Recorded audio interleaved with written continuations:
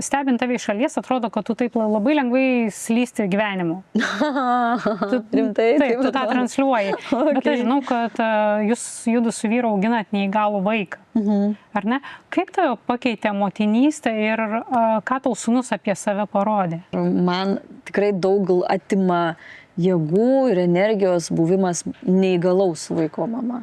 Nu, yra reikalų. Labai daug atėmė laiko suvokti tai ir pereiti per tas visas gedėjimo stadijas. Kiek kalbėjau paskui kažkaip su kitom mamom, kurios augina neįgalius vaikus, jom gal paprasčiau buvo. Man labai reikėjo daug psichoterapijos, daug to išgedėjimo, išliūdėjimo, kad kodėl būtent man. Nu, tas natūralūs klausimai, kurie kyla žmonėms susilaukus, netikėtai susilaukus, nes tai buvo, kodėl man taip viskas gyvenime sekėsi.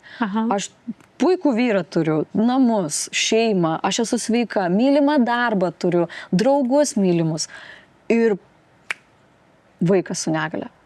Kas tai yra? Koks čia ženklas? Ką aš negerai gyvenime padariau? Aš pradėjau kaltinti save čia. Gal aš keistai žmonės su negalia iki tol žiūrėdavau. Gal nepriimdavau. Gal aš kažką esu įžeidus, įskaudinus. Nu, labai tokių savęs ėdimo klausimų aš labai išgyvenau sunkų etapą. Ir su vaistais, su terapijom, su viskuom.